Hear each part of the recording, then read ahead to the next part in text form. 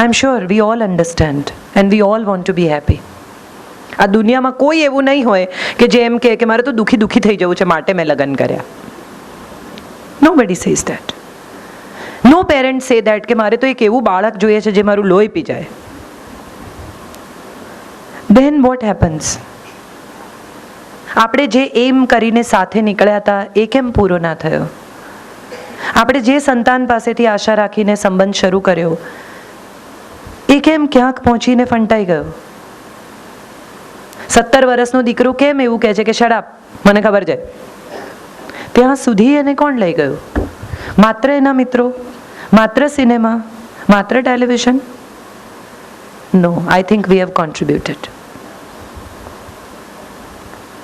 સવાલ માત્ર એટલો છે કે આપણે આપણા સંતાન સાથે કઈ રીતે વર્તીએ છીએ, આપણે આપણા જીવન સાથી સાથે કઈ રીતે વર્તીએ છીએ. આપણે કોઈ પાસેથી સુખની આશા રાખીએ છીએ. બધા જ લોકો એવું કહે કે મને કોઈ સંભાળે, મને કોઈ સારી રીતે રાખે, મારું કોઈ ધ્યાન રાખે. પણ આ તો બંને કહી શકે ને. આ માત્ર સ્ત્રી જ શું કામ કહે?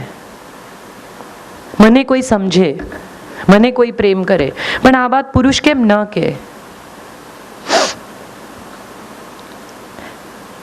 અને સવારથી શરૂ કરીને સાંજ સુધીનો દિવસ, એક દિવસ તમારો પોતાનો ઓબ્ઝર્વ કરજો. તમને પોતાને પણ સમજાશે કે બિનજરૂરી કેટલા બધા સ્ટેટમેન્ટ્સ આપણે કરતા હોઈએ છીએ. માંડ કોઈ માણસ એવો પ્રયત્ન કરે કે ચલો આજથી આપણે બદલાવાનો પ્રયત્ન કરીએ, અને એ આવીને એવું કહે કે આજે હું તારે માટે વહેલો આવી ગયો. કેમ? નહીં આવ્યો હોય કોઈ, નહીં મળ્યા હોય કોઈ ફ્રેન્ડ્સ. શેને માટે? વરસાદ પડ્યો ને એટલે તું મને યાદ આવી. કેમ? અચાનક યાદ આવી તો અચાનક યાદ આવી. એનો આનંદ માણો. ચલ મકાઈ ખાવા જવું છે? ના, મારે નથી આવું. શેને માટે? અને આ કોઈ એક જગ્યાએ નથી થતું, આ તમામ જગ્યાએ થાય છે. કેટલા બધા લોકોને હું એવા ઓળખું છું કે જે એવું કહે છે કે એમને ગિફ્ટ લાવતા આવડતી જ નથી. હું જોઉં છું સ્માઇલ બધાના ચહેરા પર, પણ એમણે યાદ રાખીને કશુંક લીધું એનો આનંદ ના હોઈ શકે. કલર તમને નથી ગમતું, કંઈ વાંધો નહીં. પોત બહુ ખરાબ છે સાડીનું, છેતરાયા, કંઈ વાંધો નહીં. પણ જે તમારા હાથમાં મુકાયું છે એ પોત નથી, એનો પ્રેમ છે. એવું આપણે વિચારતા જ નથી. આ દર્શક ભાઈના લાભાર્થે હું કહી રહી છું. આજે મેં એવું નક્કી કરેલું કે I am going to talk about something else then what I read. કહ્યું ને પછી એમણે શું કહ્યું?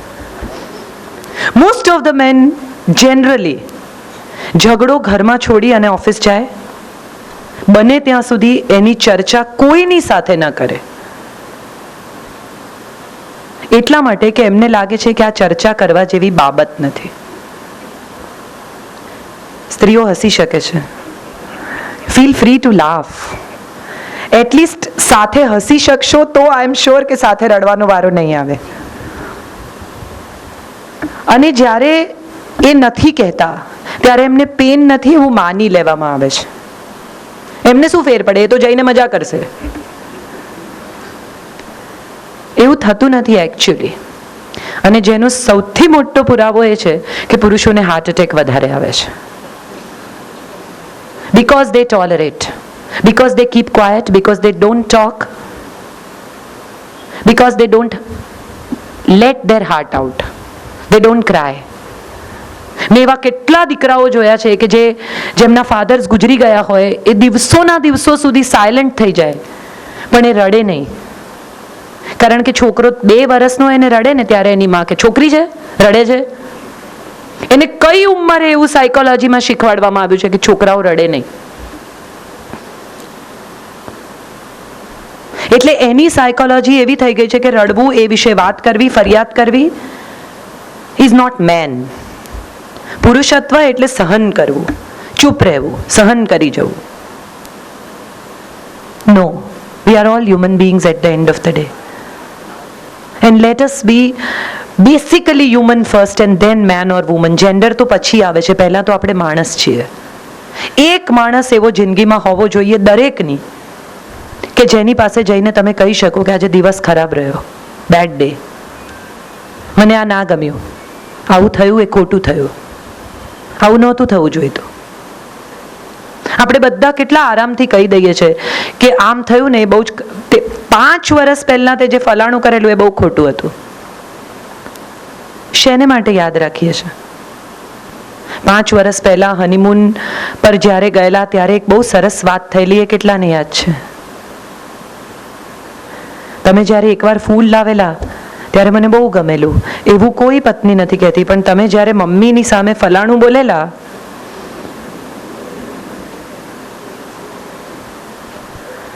નેગેટિવિટી ભેગી કરવાનો આપણને બધાને શોખ છે, અને બેગ ભરાઈ ગઈ છે ઠાંસીને. હવે એમાં કશું સારું ઉમેરવાની જગ્યા નથી. ઝીપ માંડ બંધ થઈ છે. Let's not do that. એક બહુ સરસ SMS છે કે એક બહેન ગુજરી ગયા અને એનું કબાટ એના પતિ સાફ કરતા હતા. એમાંથી બધું નીકળ્યું, બધી ગિફ્ટ રેપ કરેલી વસ્તુઓ, ખોલેલી જ નહીં.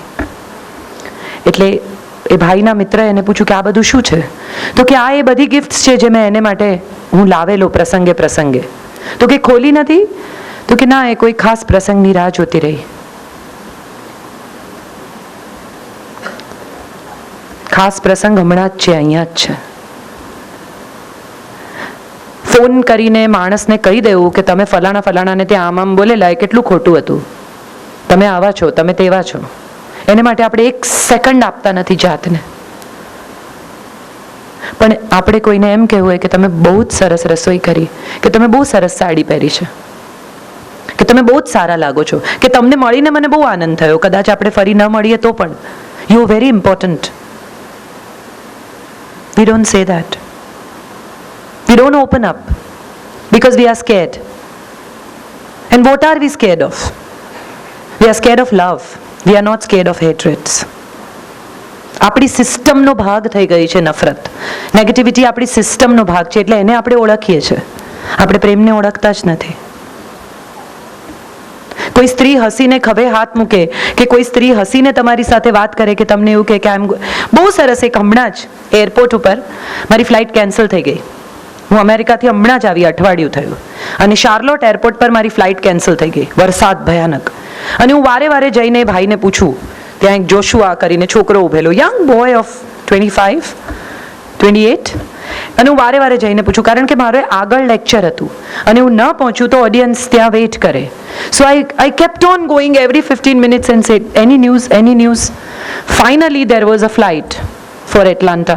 એટલે મને કહ્યું કે ma'am, your flight is now on time and you are going. પછી હું આમ અંદર જતી હતી બોર્ડિંગ પાસ એને બતાવીને, એટલે મને કહે, I'll miss you.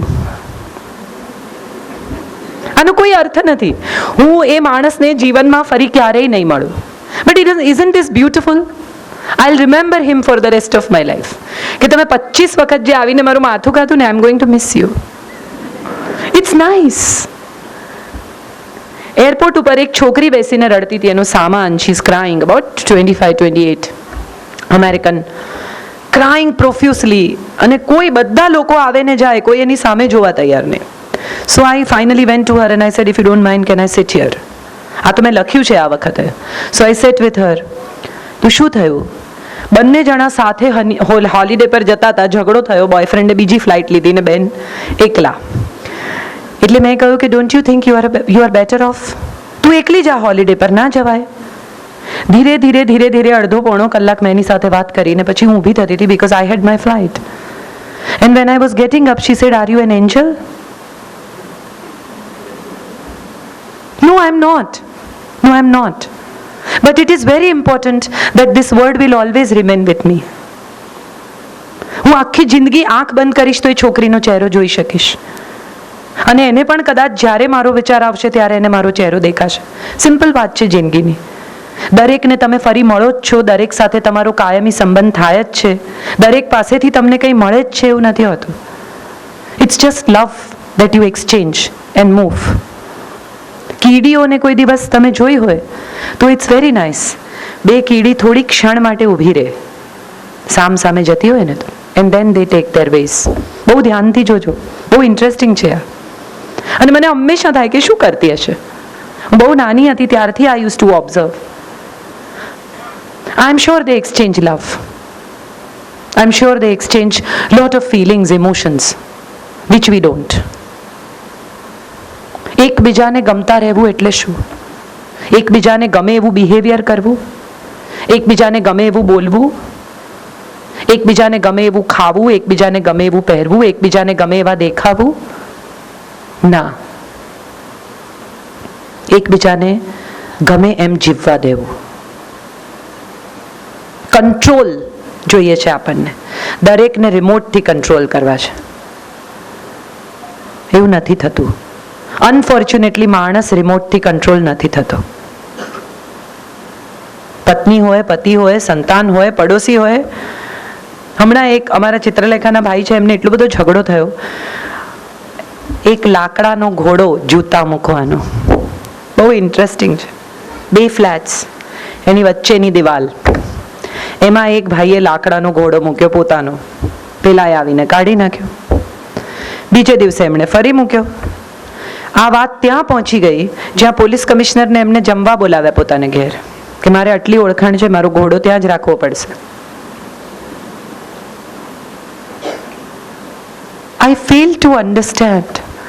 લાકડાનો ઘોડો આ તરફ રહે કે આ તરફ રહે, એનાથી ફરક શું પડે છે?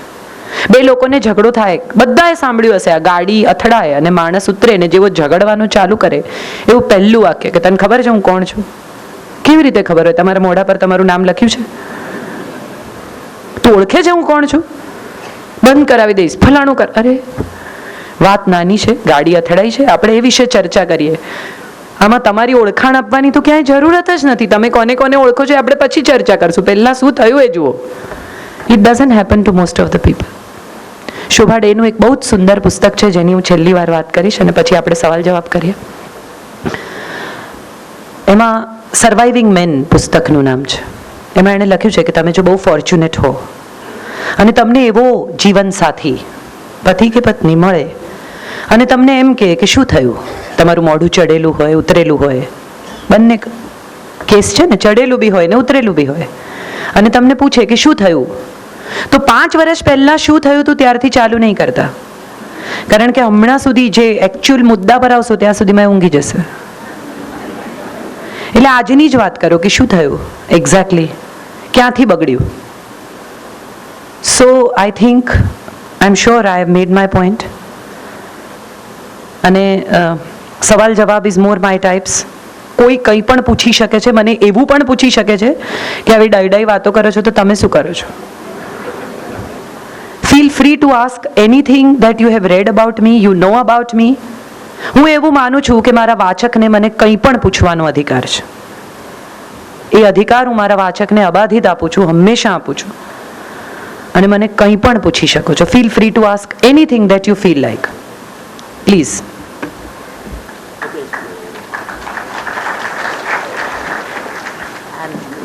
હંમેશા એવું ઈચ્છેલું કે દિગંત ઓઝાનું નામ ચાલે આગળ, વંશ. મારા કાકા ત્યાં સુધી પરણ્યા નહોતા, એટલે 2 ભાઈઓમાં એકમાત્ર મારા પપ્પા ને એનું એકમાત્ર સંતાન હું. એટલે Kajal Oza is my name. હું એ નામ સાથે જીવી છું. અને મારા ઇનલોઝ એટલા બધા સરસ લોકો છે કે એમનું નામ ઇન્ક્લુડ કર્યા વિના જો હું જીવું તો મને ગિલ્ટ લાગે. એટલે તો ઐશ્વર્યા રાય બચ્ચન તો હવે લખે છે. મેં તો 20 વર્ષ, મારા લગ્નને 22મી જૂને 20 વર્ષ પૂરા થયા.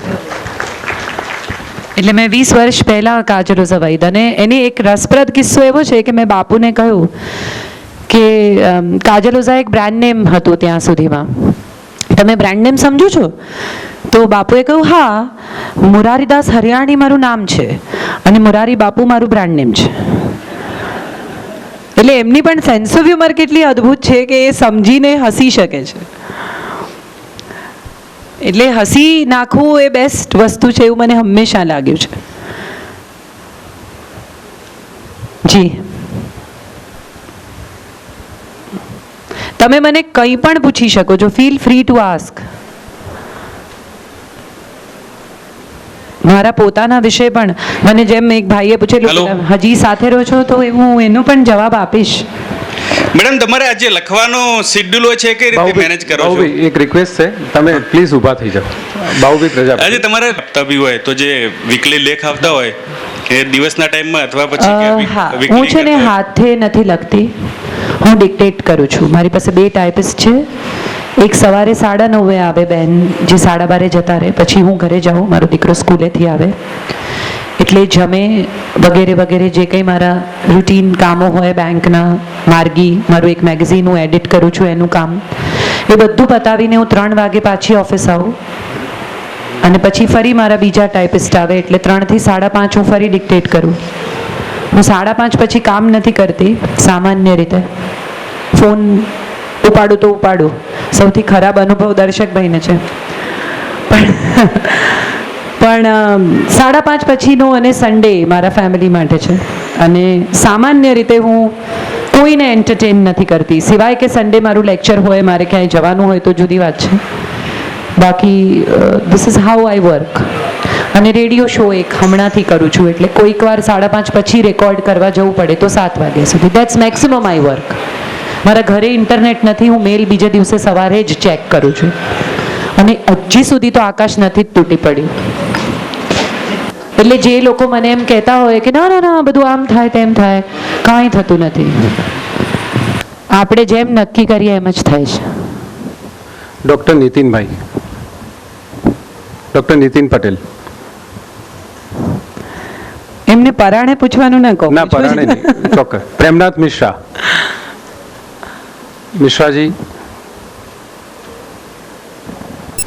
ऊपर करो, स्विच ऊपर करो. स्विच बंद हो गया होगा. मिश्रा आप बोल दो, आपका आवाज आप पहुंच जाएगा, बोल दो. मैं पूछना नहीं चाह रहा था लेकिन अच्छा लग रहा है. आपने अभी बोला मैरिड लाइफ के बारे में आप बात कर रही थी और टॉपिक भी है कि एक दूसरे को गमना चाहिए, अप्रूवल की जरूरत नहीं है जी, स्पेस देना चाहिए और फिर हम रिलेशन की बात करते हैं. आपके मैरिड लाइफ में what is most important, space और love? both they go together. They cannot be separated like that. Ma'am, अगर आप लव कहती हैं तो डू यू थिंक ये दोनों तरफ से होना चाहिए, एक तरफ से होना चाहिए? अपने पर आधार है. मैं जिससे प्यार करती हूँ मुझसे न भी करे तो मुझे क्या फर्क पड़ता है? That is enough. That is my point. यही मैं कह रहा हूँ. अगर एक आदमी को लव करना, कि मेरा खुद का मानना है कि हमारा प्रॉब्लम ये है कि हम कहते हैं कि आई लव यू लेकिन तुरंत साथ में पूछते हैं कि do you love me. Ma'am, मैं वही कह रहा हूँ कि मेरा ये मानना है कि रिलेशन में आइडियली 2 तरफ से लव होना, 2 तरफ से ये होना, तब ये स्पेस की बात, सारी बातें आती हैं. If I love my wife then there is 100% surrender.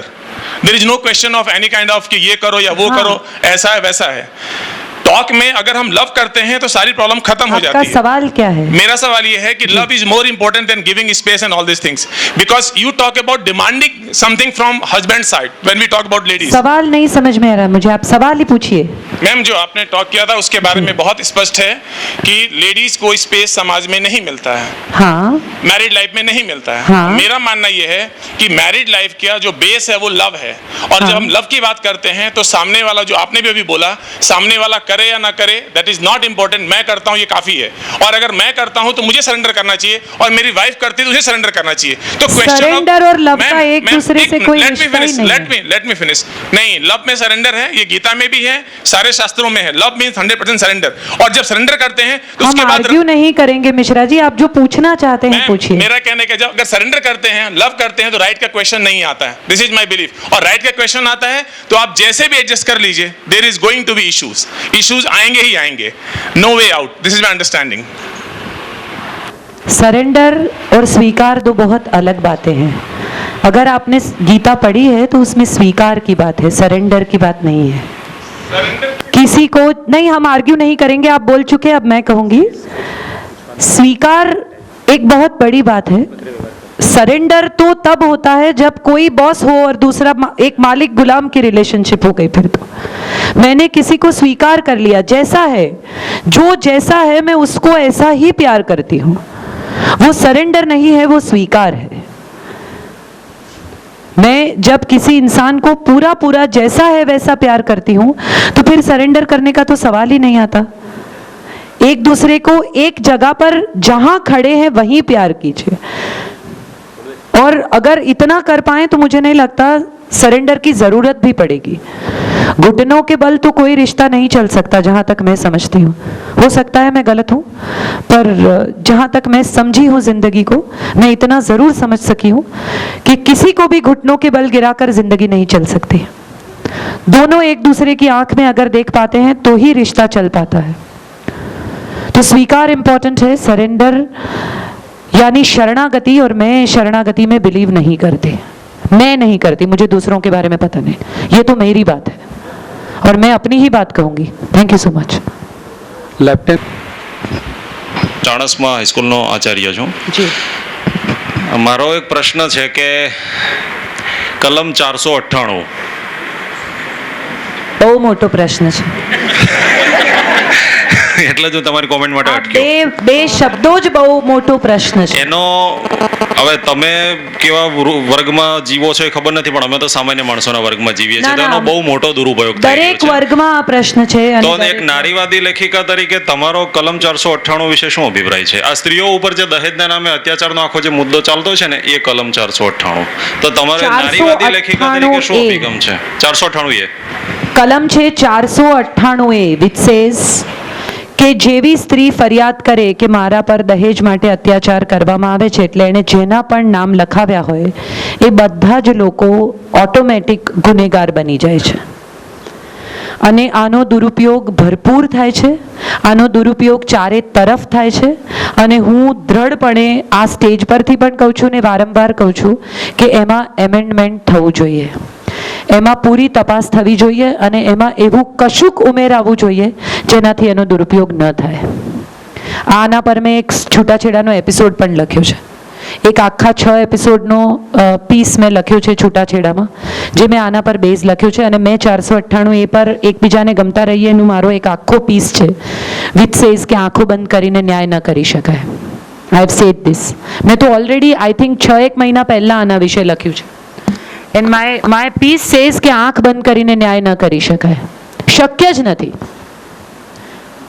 80 વર્ષની સાસુ કેવી રીતે અત્યાચાર કરે એ હજી પણ મને સમજાતું નથી ને એવા લોકો હજી પણ સાબરમતી જેલમાં છે જેમના પર હજી કેસ ચાલ્યા જ નથી। they have been there। હું સાબરમતી જેલ સાથે પણ કામ કરું છું અને હું એવા લોકોને મળી છું કે જેમના પર હજી તો કેસ ચાલ્યા જ નથી। એટલે એ લોકો છેલ્લા 6, 7, 8 મહિનાથી બંધ છે। સાસુ, નણંદ, દિયર બધા જ બિહાઇન્ડ ધ બાર્સ છે અને એમના પર હજી સુધી કેસ ચાલ્યા જ નથી। અને આ સત્ય છે, તમારી વાત સાચી છે અને કોઈ પણ વર્ગમાં આનો દુરુપયોગ છે। એવું નહીં માનતા કે ફક્ત મિડલ ક્લાસમાં છે કે લોઅર મિડલ ક્લાસમાં છે, દરેકની પોતાની રીત છે ઉપયોગ કરવાની, પણ પીપલ હેવ ડન ઇટ।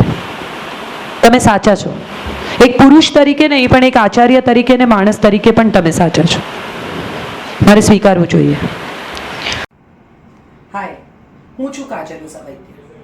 તમે મને બધી જ જગ્યાએ જુઓ છો, યુટ્યુબ પર, બીજી જુદી જુદી ચેનલ્સમાં, અને એ બધા જ હવે જેટલા વિડીયો તમે બીજે બધે જુઓ છો એ હવે મારી પોતાની ચેનલ પર આવે છે। બીજે ક્યાંય ગયા વગર come to Kajal Oza Vaidya my own, એ છે મારી પોતાની ચેનલ યુટ્યુબ પર, જ્યાં હું અપલોડ કરીશ નવા વિચારો, નવા વિડીયોઝ। રેગ્યુલરલી હું જ્યાં લેક્ચર્સ કરું છું એ વિડીયોઝ પણ તમને ત્યાં મળશે। તો પ્લીઝ બીજે ક્યાંય પણ ગયા વગર do come to Kajal Oza Vaidya my on.